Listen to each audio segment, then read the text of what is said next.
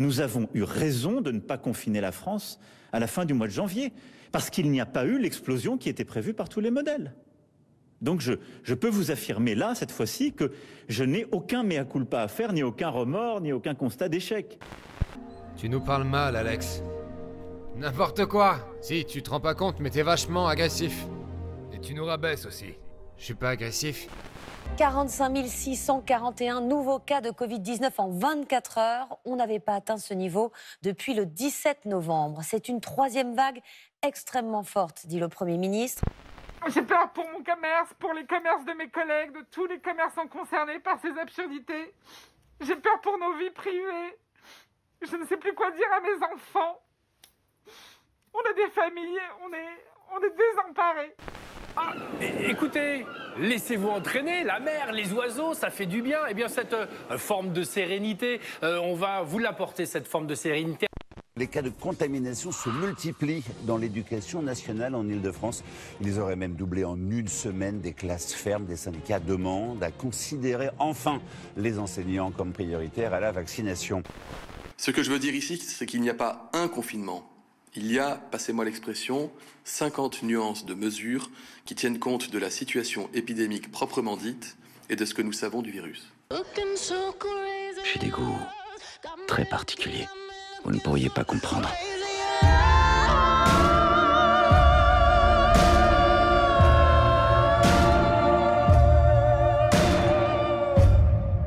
Alors initiez-moi.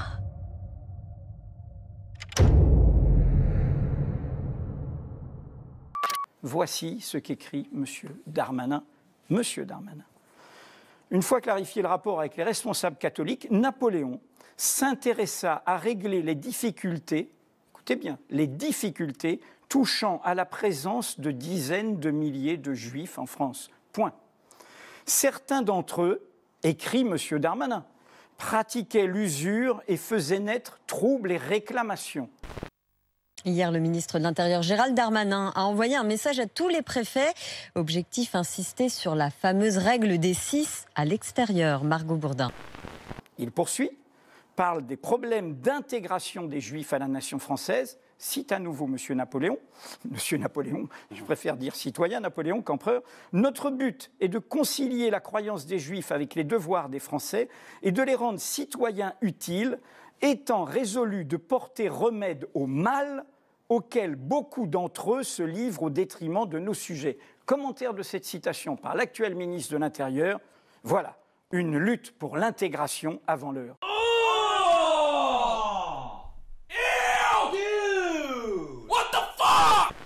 Oui, la règle est la même pour tous sur tout le territoire. Vous ne pouvez pas vous rassembler à plus de 6 personnes dehors, que ce soit dans la rue ou dans les parcs. Dans les 16 départements confinés, le ministre de l'Intérieur demande aux forces de l'ordre une tolérance zéro. Les abus doivent être sanctionnés d'une amende de 135 €. Mais pour Thierry Clerc, secrétaire général adjoint UNSA Police, encore faut-il pouvoir effectuer ces contrôles. On ne peut pas mettre un policier à chaque coin de rue, sur chaque place, pour verbaliser, pour contrôler ou pas le port du masque ou le regroupement ou non. Vous voyez bien que nous sommes pollués par des gens actuellement qui, dans leur obsession de diversion par rapport à leur échec sanitaire, leur échec social, leur échec démocratique, leur impuissance écologique, nous lancent toutes sortes de trucs pour nous faire tourner comme ça, et du coup, eux-mêmes en deviennent des égarés. C'est ça les monstres. Je suis agressif? C'est quoi cet œil? Qu'il est laid, mais qu'il est laid! Regardez comme il est laid, tu vois, tu recommences, putain, t'es agressif, on me dit! C'est vrai, t'es agressif, t'as raison!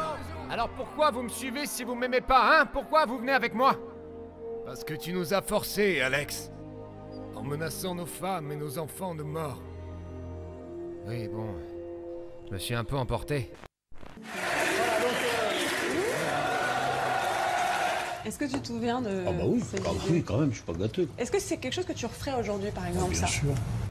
C'est les fruits à coque, style gland, noisette, mais les noix, glands, j'en mange pas non plus. Non, mais bon, il y a des animaux qui... Voilà. Quoique, ça vous est arrivé, Ariel. Bon.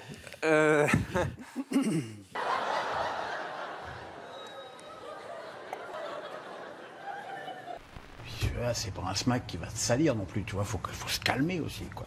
Si tu peux pas faire un bisou sur la bouche à une copine, au secours, quoi. Et du coup, est-ce que tu regrettes quand tu vois sa réaction? Non? Ah, je regrette sa réaction, ouais, profondément. Ouais. Je suis même assez choqué. Mais tu regrettes pas de l'avoir fait? Non, mais parce que je l'ai pas vraiment fait. Et puis si je suis agressif avec vous, c'est que j'ai jamais eu d'amis. J'ai des problèmes de sociabilité. Mais qu'est-ce qui lui prend? Je sais pas comment parler aux gens, j'ai jamais su. Quelques minutes après sa diffusion, le site lesjours.fr révèle dans un article: pour protéger Pierre Ménès, Canal+ censure un doc sur les femmes. Tout ce que je voulais, c'est que vous veniez avec moi à la mer. Vous êtes que des lâcheurs. Dégage. Thierry, mais t'as vu comment il nous parle? Si vous avez un problème, je vous prends un par un. Ah oui, à 1 contre 6000. Ça c'est déjà vu, espèce de trou du cul. Fils de chien. Sale terroriste. Salope. Je t'encule, toi. Et ta mère est suce. J'avais à Paris avec Francesca. Qui disait que c'est important d'avoir plusieurs entrées, je l'embrasse. Irremplaçable? Irremplaçable. Irremplaçable. Qu'est-ce qu'il faut?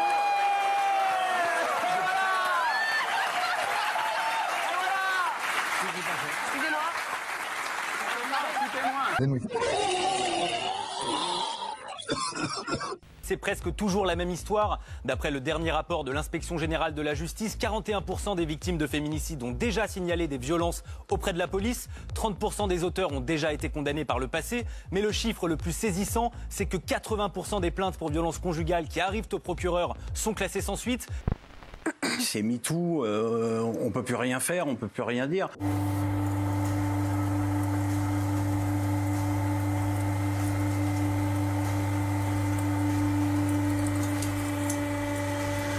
Essaye d'embrasser Kelly sur la bouche tout à l'heure, tu verras que ça passera pas. Alors qu'il y a 5 ans, ça serait passé crème. La société a changé. Et que ce que je pouvais me permettre il y a 10 ou 5 ans, je peux plus, malheureusement, hein, je le regrette. Hein. Je le regrette parce que je me freine. Mundi placet et spiritus minima. Ça n'a aucun sens, mais on pourrait très bien imaginer une traduction du type: le roseau plie, mais ne cède qu'en cas de pépin. Bon, ce qui veut rien dire non plus. Elisabeth Borne est sous surveillance à l'hôpital depuis la semaine dernière. Roselyne Bachelot est également à l'isolement, mais la ministre de la Culture est chez elle. Je regrette qu'elle n'ait pas été dans la salle des Césars. Oh, pardon. Comment ça? Pourquoi vous dites ça? Parce que comme ça, peut-être, ils se seraient calmés pendant un mois ou deux, tous ces braves gens. Et enfin, lequel des vaccins fait le plus mal quand on vous l'injecte? Réponse avec le Front National, maire de Perpignan. Bonjour monsieur, merci d'être avec nous. Bonjour. Monsieur Vaccin disait qu'il n'avait aucun élément sur les études faites sur le fameux vaccin Pfister à l'époque. Alors le vaccin Pfister aurait une aiguille beaucoup plus grosse que les autres vaccins. Beaucoup plus grosse, De cette taille-là, à peu près.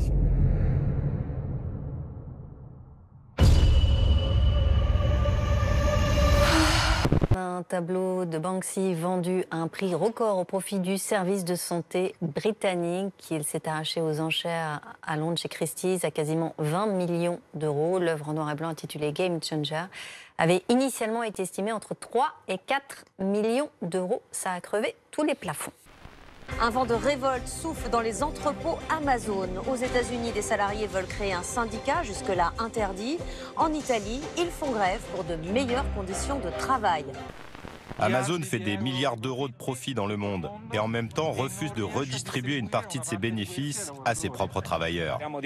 Normalement, on fait 80 jusqu'à 100 livraisons par jour. Mais là, j'ai des collègues qui ont dû enchaîner jusqu'à 300 livraisons en une seule journée. Davantage de demandeurs d'emploi que prévu verront leurs allocations baisser à partir de juillet prochain. C'est ce qui ressort d'une étude de l'UNEDIC sur les effets de la réforme de l'assurance chômage. There's always been an elite, which is usually adept at reproducing its privilege through generations, monopolizing both economic and social and cultural capital. The way the elite stays in power and passes on their privilege to the next generation, it's also by shaping the way that we think.